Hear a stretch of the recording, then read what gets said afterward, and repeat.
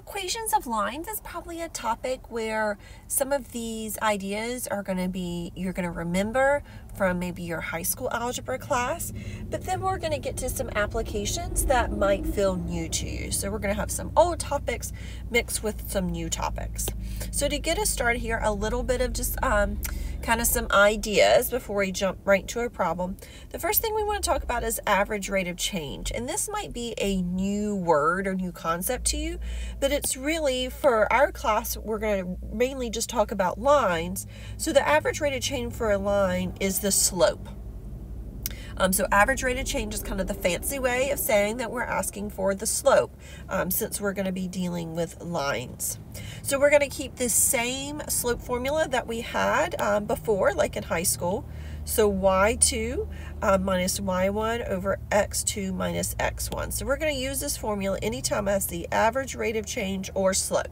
If I'm asked for either one of those, I'm going to use this formula there that I've got circled, that y2 minus y1 over x2 minus x1, define the slope and the average rate of change of lines. All right, so for this first, we're not going to jump straight into the formula. We're going to talk a little bit about what it means to be average rate of change, and then in example 2, we're going to jump into that formula. So in this example, I've given us set up a scenario where y is the millions of dollars that are spent on research and development, and x are the years. So both x and y have units. And if we think about our formula up here, we use both the y's and the x's. So our units for slope are going to include two words, both the units for the y's and the units for the x. So the units for the y's are going to go on the top in the numerator because that's where the y's are at. And y was in millions of dollars. And the x is in the denominator, and x is the years. So you can think about this being y over x. So the units would be millions of dollars per year. You could leave it in that fraction, or you could write out words millions of dollars per year.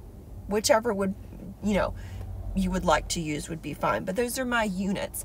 So it's, it's got both of those. We're changing over time. So you can see that word change, and my time's in that denominator there. So it's how many millions of dollars we're either gaining or losing each year.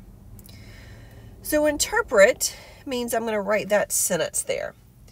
So when we're talking about slope, we're talking about something getting more or less. So we're going to use words either increasing or decreasing.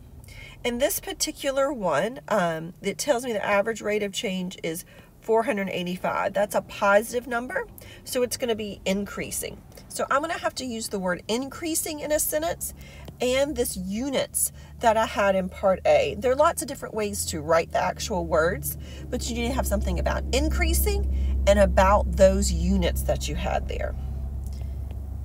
So let me just put one example. It's the amount of money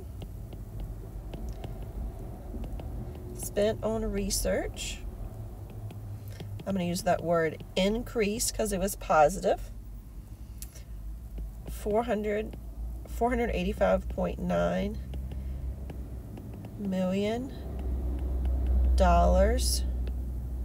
per year. Those are those units. I am going to add that on average because it is the average rate of change. That might mean one year it's more than 485, maybe 490, and the next year it's 480. But the average across all of them would be 485. On average between the years 2005 and 2010. So a couple important parts in this one. I've got to see that word increased. I want to see those units in there. Those are kind of really the two main super important parts when thinking about average rate of change and interpreting those sentences. All right, so in example 2, we're going to practice writing a sentence, but we also get to use the formula. So I've given you this data down in a table, and I've told you what years to use. use the years that the directions tell you to do. If you choose different years, you can get a different answer. So make sure to get the right answer that I am going to use 2007 and 2011. Sometimes people like to just use the first and last things in the table. Make sure you're reading closely. All right, so my years are going to be my X's and my price is going to be my Y. Time, for the most part, is going to be your independent variable and be your X there. So plugging this in, I would have into my formula from up here, the Y's were going to be on the top of the fraction. So I'll do 3.53 minus 280 all over 2011 minus 2007. Typing that numerator in my calculator, then the denominator in my calculator, and then finally it's going to give me 0.183. I'm just going to leave it. Those 3 decimal places came out nice. And now I'm going to write a sentence for this one, and this was gasoline. Actually, I'm going to put per year here because it is, just to make sure on my units that it's dollars per year. So make sure and use my units. So my sentence, I'm going to write it a little bit different. I'm going to start with on average this time. Make it sound flow a little bit better. On average, the price of gasoline